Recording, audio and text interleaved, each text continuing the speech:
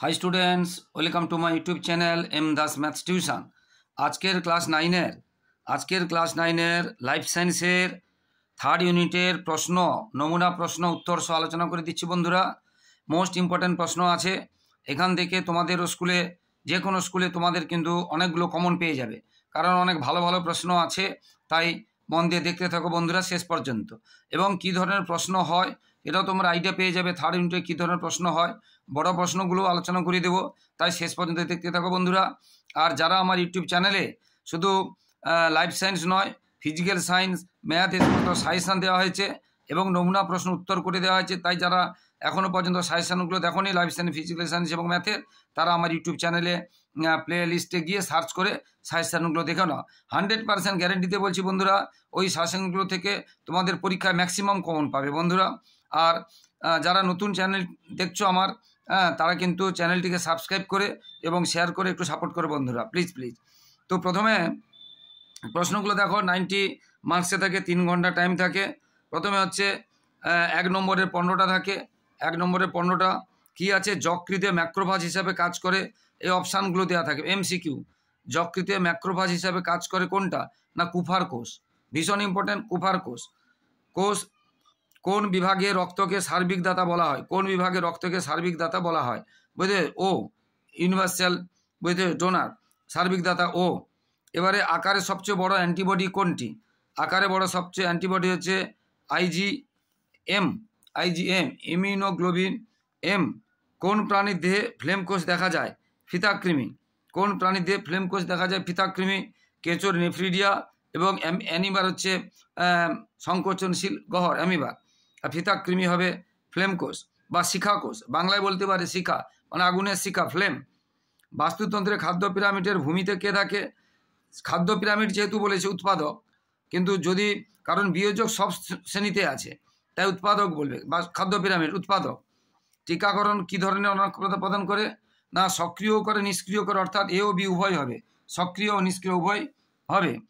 এবারে জীবের 5 রাজ্যের শ্রেণীবিন্যাস প্রবর্তন কে করেন? না R.H. হুইটেকার, হুইটেকার কে করেন? আর হুইটেকারও শুধু বললে হবে, R.H. হুইটেকার বা হুইটেকার। এরপরে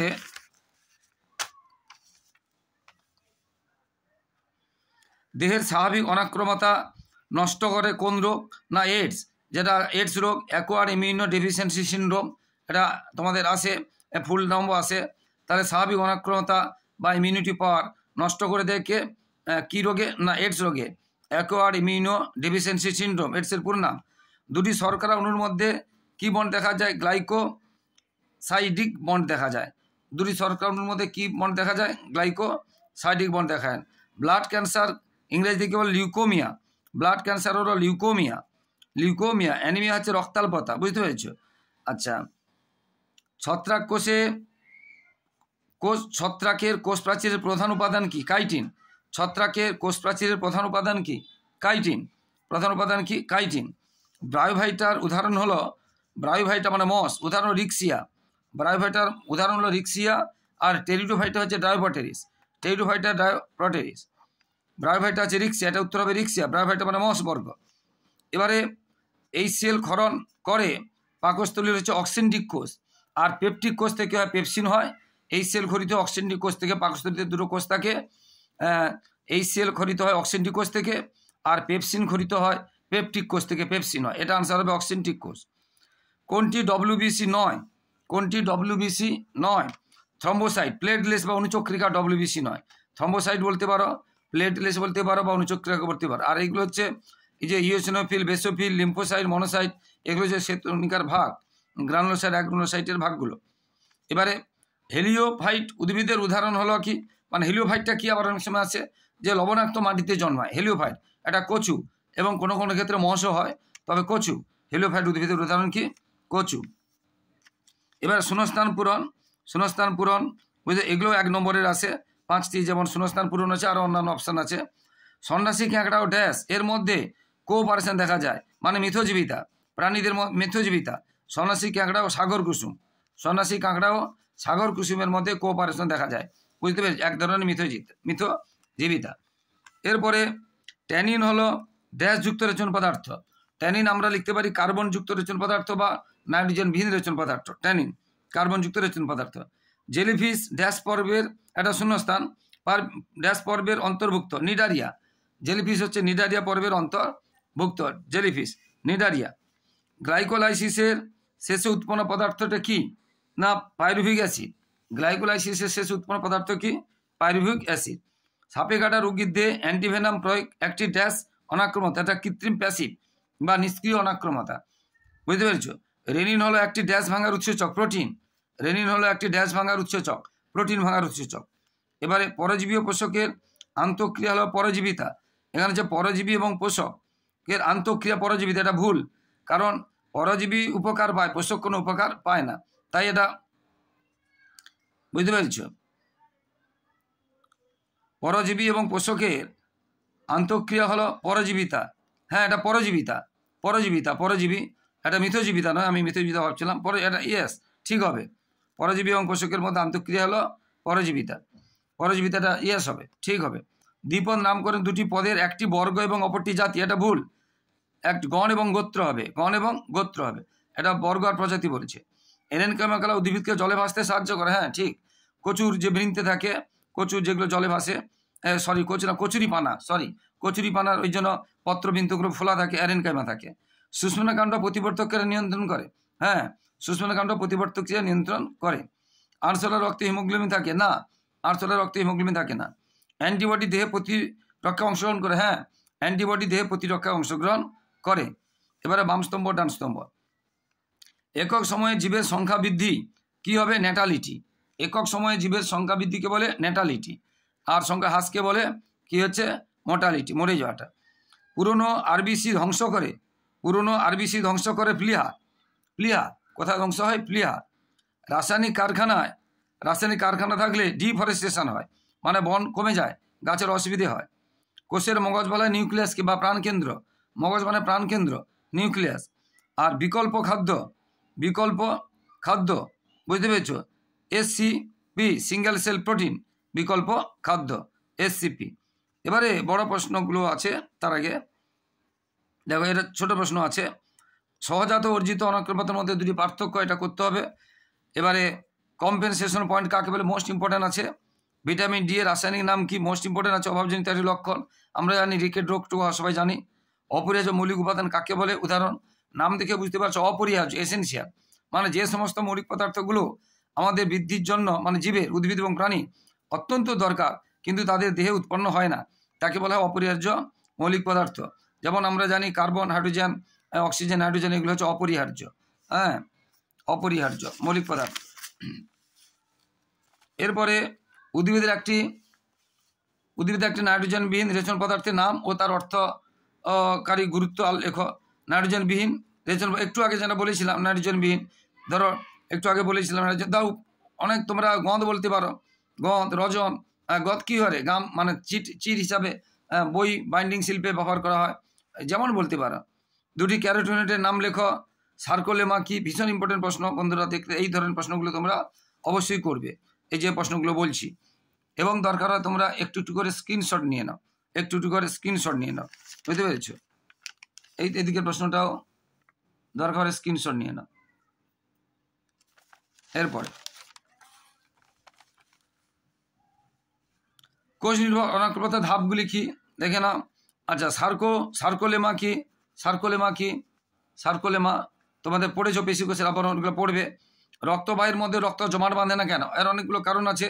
হ্যাঁ, রক্তবাহের মধ্যে জমাট বাঁধে না কেন? না রক্ত প্রবাহিত হয়, আর রক্তবাহের অন্তঃগাত্র মানে প্রাচীরটা, অন্তঃপ্রাচীর মসৃণ হয়, আর এখানে জমাট প্রবাহিত হয়, আর এখানে আমাদের দেহে একটা রক্ত জমাট বাঁধা বিরোধী একটা উপাদান থাকে। এবার এরিথ্রোব্লাস্টোসিস ফিটালিস কাকে বলে? ভীষণ ইম্পর্টেন্ট। পিসিকালচার, মৎস্য চাষ ভীষণ ইম্পর্টেন্ট। বৈজ্ঞানিক পদ্ধতিতে মাছের লালন পালন এবং সংরক্ষণ ও বাজারজাত করাকে বলা হচ্ছে পিসিকালচার। চক্রা, গ্রহচক্রা, ফসফোরেলোসেনের দুটি পার্থক্য বুঝতে পেরেছ? ভীষণ ইম্পর্টেন্ট। লিন্ডেম্যানের 10% লটি রেখাচিত্রের সাহায্যে দেখাও। 10% ল। প্রাণী যে পরিমাণ খাদ্য গ্রহণ করে তার 90% কী করে ব্যয় করে বলে? চলন, গমন, শারীরিক কার্য ইত্যাদির জন্য। আর 10% শক্তি তার দিয়ে জমা থাকে। একে বলে লিন্ডেম্যানের 10% সূত্র, ভীষণ ইম্পর্টেন্ট। মিথজীবিতা কাকে বলে? পারস্পরিক সহযোগিতার মাধ্যমে উভয়ই যদি উপকৃত হয় তখন বলে মিথজীবিতা। উদাহরণ সব ব্যক্ত করতে বলেছে, আমরা জানি লাইকেন, শৈবাল ও ছত্রাকের মিলিত দেহ মিথজীবিতা, বুঝতে পেরেছ? বা আমরা মটর গাছের মূলে যে রাইজোবিয়াম বাস করে, তারা কি করে? মটর গাছে নাইট্রোজেন দেয় আর মটর গাছ থেকে তারা খাদ্য সংগ্রহ করে। এইভাবে যে একটা বলবে উদ্ভিদের ফ্লোয়েম কলার মাধ্যমে খাদ্যবস্তু পরিবহন সম্পর্কিত সাইটোপ্লাজমীয় মতবাদ বর্ণনা করা। আচ্ছা, লক জ রোগ সৃষ্টিকার জীবাণুর নাম কি? এর দুটি লক্ষণ লেখ। আমাদের দাঁত পাটি যে বন্ধ হয়ে যায়, নগ্ন জিন কি?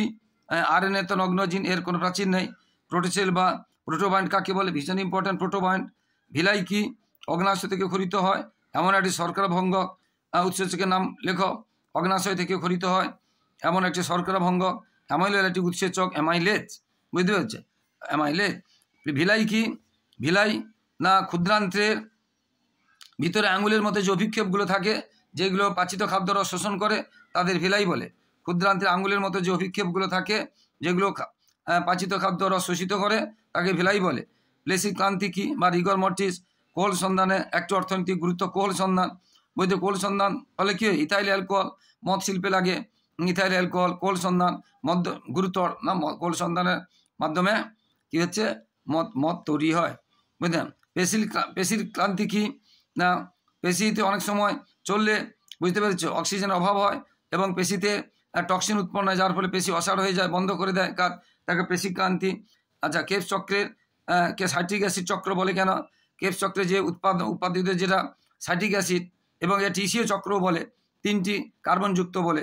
তাহলে কেপস চক্রের প্রথম স্থায়ী যৌগটি হলো সাইট্রিক অ্যাসিড, তাই একে সাইট্রিক অ্যাসিড চক্র বলে। আবার একে টিসিও চক্র বলে কেন? না, সাইট্রিক অ্যাসিডের মধ্যে 3 অণু কার্বন থাকে বলে। প্রান্তীয় শ্বসন ও গ্লাইকোলাইসিস কোথায় সংঘটিত হয়? গ্লাইকোলাইসিসের জন্য সাইটোপ্লাজমে, বুঝতে পেরেছো? ভীষণ ইম্পর্টেন্ট। কেপস চক্র মাইটোকন্ড্রিয়া, ভীষণ ইম্পর্টেন্ট। কোথায় হয়? বাষ্পমোচনকে ক্ষতিকর প্রয়োজনীয় বিক্রিয়া বলেছে কেন? এটা হচ্ছে বলেছে কারণ বাষ্পমোচনের ফলে কিছু ক্ষতিও হয়, আবার কিছু উপকার হয়। যেমন বাষ্পমোচন বেশি হয়ে গেলে গাছ, যেখানে শুষ্ক অঞ্চলে বা গ্রীষ্মের সময় বাষ্পমোচন বেশি হলে গাছ নেতিয়ে পড়ে, এমনকি মারা যেতে পারে, জন্য ক্ষতিকর। আর উপকারী প্রয়োজনীয় বলছে কেন? না, বাষ্পমোচনের ফলে যে উপরে বাষ্পমোচন টান তৈরি হয়, তার ফলে উদ্ভিদ শোষিত জল উপরে পৌঁছাতে পারে, পাতায় পৌঁছাতে পারে, রসের উৎসোধ ঘটে, এই জন্য উপকারী প্রক্রিয়া। এবারে সক্রিয় নিষ্ক্রিয় পরিবহনের দুটি পার্থক্য লেখ। বুস্টার ডোজ কি? একটা আছে বিপাকে শক্তির দ্বারা, আর একটা বিপাকে শক্তিবিহীন যে পরিবহন হয় তাকে বলে সক্রিয় এবং নিষ্ক্রিয়, বুঝতে পেরেছ? কোষের শক্তি ঘরটির গঠন মানে মাইটোকন্ড্রিয়ার গঠন বর্ণনা করতে বলছে। মাইটোকন্ড্রিয়ার 2টো পর্দাযুক্ত ভিতরে আঙুলের মতো অভিক্ষেপ থাকে, তাকে ক্রিস্টি বলে। তোমরা ছবিটা করবে। ডিএনএ আরএনএর মধ্যে পার্থক্য। ডিএনএ দ্বিতন্ত্রী, আরএনএ একতন্ত্রী। ডিএনএ আমাদের বংশগত বৈশিষ্ট্য বহন করে, আরএনএ করে না। এই ব্যাপারগুলো তোমরা আরও আছে তোমাদের পার্থক্য, তোমরা করবে। ডিএনএ আরএনএর পার্থক্য। যক্ষা রোগ সৃষ্টিকারী জীবাণুর নাম, 2টি লক্ষণ ও প্রতিকার। যক্ষা রোগ যাকে আমরা টিবি বলি, টিভি নয়, টিবি, টিউবারকুলোসিস মাইকোব্যাকটেরিয়াম, এটা জীবাণুটির নাম। লক্ষণ কী হয়? কাশি হয়, মুখ দিয়ে রক্ত বের হয়, শরীর ক্ষীণ হয়ে যায়, শ্বাসকষ্ট হয়, এই সমস্ত, বুঝতে পেরেছ? আর ছোঁয়াচে রোগ, কিন্তু এটা ছোঁয়াচে রোগ। বনভূমি সংক্রমণের 3টি কারণ ও তার ফলাফল।